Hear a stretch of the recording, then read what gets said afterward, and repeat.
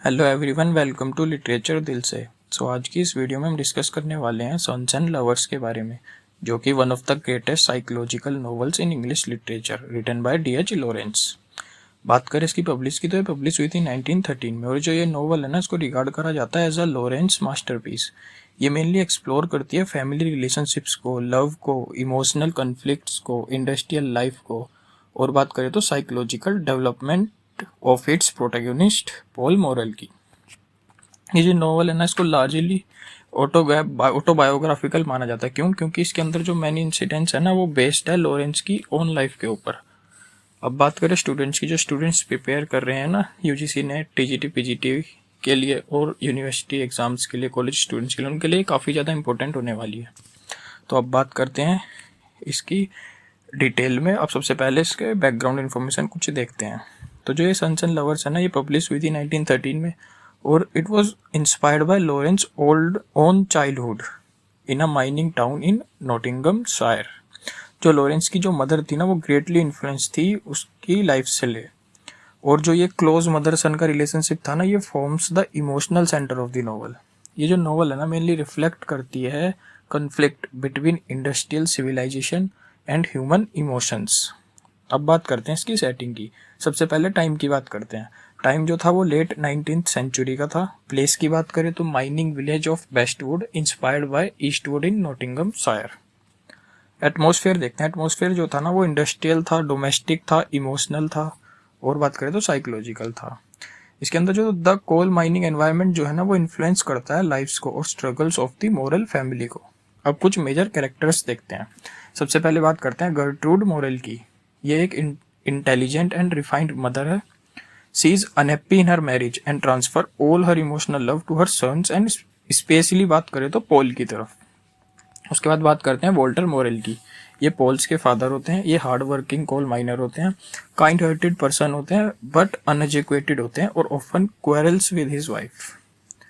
William Morel की बात करें, ये सबसे बड़े बेटे होते हैं उनके, मतलब सबसे बड़ा बेटा होता है ये सक्सेसफुल बिजनेसमैन होता है, बट काफ़ी कम उम्र में इनकी डेथ हो जाती है, और इसकी वजह से उनकी मदर को काफ़ी बड़ा झटका लगता है।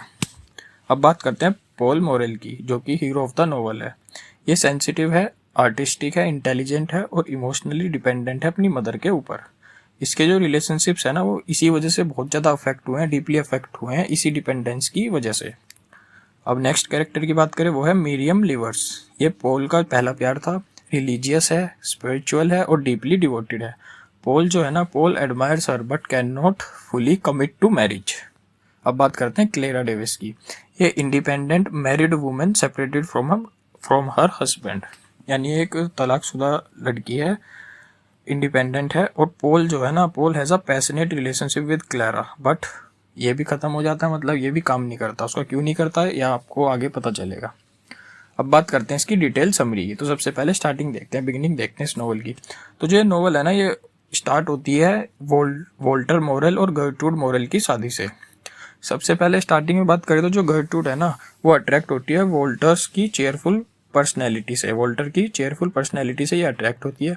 उसके बाद इनकी शादी होती है, but after marriage she realize that they belong to different social and intellectual world's.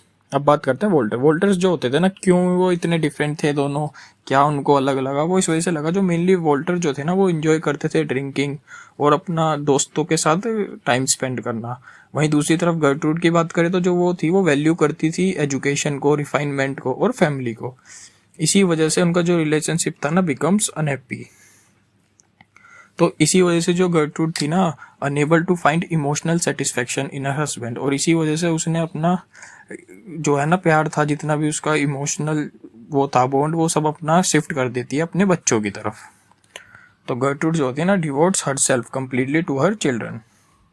उसके बाद जो गर्ट्रूड होती है ना, वो अपनी सारी होप्स को, जितनी भी उनकी सारी होप्स होती है ना, वो अपने सबसे बड़े बेटे विलियम के ऊपर शिफ्ट कर देती है, उसके ऊपर प्लेस कर देती है। विलियम जो होता है ना, वो सक्सेसफुल बिजनेसमैन होता है, वो लंदन शिफ्ट हो जाता है, वहाँ पे जाके बढ़िया उसका सब काम चल रहा होता है, बट अनफॉर्चुनेटली वो बीमार पड़ता है और उसकी अनएक्सपेक्टेडली डेथ हो जाती है, जिसकी वजह से जो गर्ट्रूड होती है उसको काफ़ी ज़्यादा इमोशनली शैटर्ड हो जाती है, वो काफ़ी ज़्यादा उसको झटका लगता है। और उसके बाद, उसकी डेथ के बाद जो वो होती है ना गर्ट्रूड, वो ट्रांसफ़र कर देती है अपना सारा अफेक्शन, अपनी सारी एक्सपेक्टेशंस पॉल की तरफ। पॉल जो होता है, पॉल जो बड़ा हुआ है ना, वो अपनी मदर के टेक केयर के अंदर ही बड़ा हुआ है। उसकी मदर ने उसका बचपन से बहुत ध्यान रखा है। वो जो होता है ना, वो फिजिकली वीक होता है बट इंटेलेक्चुअली गिफ्टेड होता है। मतलब इंटेलेक्चुअली बढ़िया था वो बंदा बट फिजिकली वीक था। और जो वो था ना, इसी वजह से ही develop a deep emotional attachment to Gertrude. और जो उसका लव था ना उसकी माँ के प्रति, वो बहुत ज़्यादा स्ट्रोंग था, जिसकी वजह से उसकी जो लाइफ थी ना, बाकी जो लाइफ थी वो काफ़ी ज़्यादा इन्फ्लुएंस हुई है और होती थी। अब बात करते हैं आगे नोवेल में। उसके बाद जो पॉल होता है ना, वो मिरियम लीवर से मिलता है। मिरियम जो होती है ना, वो अप्रिशिएट करती है लिटरेचर को, रिलीजन को और नेचर को, और वो इनकरेज करती है पॉल की आर्टिस्टिक टैलेंट को। हालांकि वो दोनों जेन्युइनली प्यार करते थे एक दूसरे को, बट जो पॉल होता था ना, वो फील करता था इमोशनली डिवाइडेड। और जो उसकी अटैचमेंट थी ना उसकी मदर की तरफ, वो उसको प्रिवेंट करती थी fully giving himself to Miriam. और इसी वजह से उनका जो रिलेशनशिप है ना, वो ब्रेक डाउन हो जाता है और वो ख़त्म हो जाता है। उसके बाद पॉल जो है बाद में वो मिलता है फिर क्लेरा से, क्लेरा डेविस से, और उसके साथ मिलता है। जो अनलाइक मिरियम, जो क्लेरा होती है ना, वो इंडिपेंडेंट होती है, प्रैक्टिकल होती है और पैशनेट होती है। उनका जो ये रिलेशनशिप होता है ना, ये ज़्यादा फिजिकल अट्रैक्शन पे बेस होता है, ना कि इमोशनल अंडरस्टैंडिंग पे। और जो पॉल होता है ना, वो रियलाइज़ करता है कि फिर उसके बाद इसके साथ सेम सीन होता है वही वाला। पॉल जो है वो रियलाइज़ करता है कि क्लेरा जो है ना, वो उसके जो इमोशनल बॉन्ड है उसकी मदर के प्रति, उसको ये रिप्लेस नहीं कर सकती। इस वजह से ये रिलेशनशिप भी एंड हो जाता है उसका। इसके बाद आगे बात करें तो जो मिसेस मोरेल होती है ना, पॉल की मदर, उनको कैंसर हो जाता है और वो काफ़ी ज़्यादा सफ़र कर रही होती है। तो पॉल जो होता है ना, उनको इस दर्द में, इस पेन में नहीं देख पाता, उनको काफ़ी ज़्यादा पेन हो रहा होता है। इस वजह से वो उनकी मदद करता है मरने में। कैसे? वो उनको आराम से ओवरडोज दे देता है मॉर्फिन की, जिसकी वजह से उनकी डेथ हो जाती है। और ये becomes the greatest turning point in his life. क्यों? क्योंकि पॉल जो है ना, वो उसके बाद फील करता है काफ़ी ज़्यादा अलोन। अब नोवेल की एंडिंग आने वाली है। बस एंडिंग में यही है कि लास्ट में बात करें तो जो उसकी मदर्स की डेथ हो जाती है ना, उसके बाद पॉल जो होता है वो स्ट्रगल्स विद डेस्पेयर। और बीच में ऐसा मोमेंट आता है, वो सोचता है कि वो भी गिव अप करता है लाइफ से, बट उसके बाद वो finally he rejects hopelessness and walks towards the light of the city. इसी के साथ जो एंडिंग होती है ना, वो ending symbolize hope, maturity and the possibility of a new beginning. इसी के साथ इसकी समरी खत्म होती है। अब कुछ मेजर थीम्स देखते हैं जो कि काफ़ी इंपॉर्टेंट होने वाली है आपके एग्जाम्स के रिलेटेड। सबसे पहले बात करते हैं मदर सन रिलेशनशिप की। तो जो ये इमोशनल बॉन्ड था ना पॉल और मिसेस मोरेल के बीच में, ये डोमिनेट्स द नोवेल। उसके बाद एडिपस कॉम्प्लेक्स देखते हैं। Many critics interpret Paul's inability to love other women fully as an example of the Oedipus complex.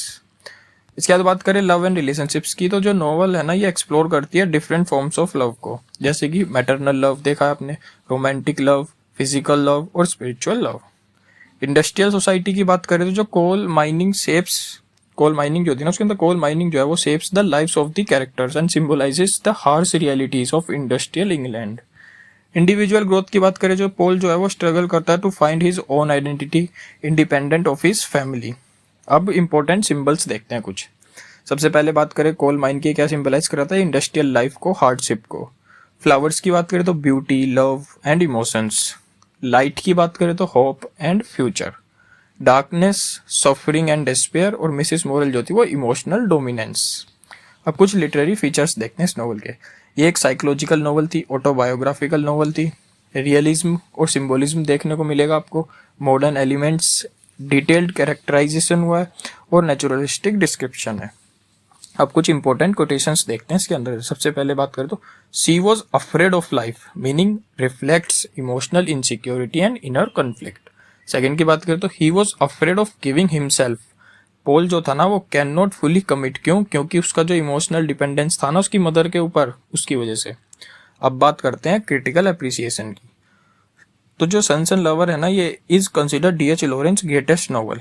क्यों? क्योंकि ये कंबाइन करती है ऑटोबायोग्राफी को, साइकोलॉजी को, रियलिज्म को, और बात करें तो symbolism to explore the complexities of human relationships. ये काफ़ी ज़्यादा its sensitive portrayal of love, family और conflict and emotional dependence has made it one of the finest novels in 20th century English literature.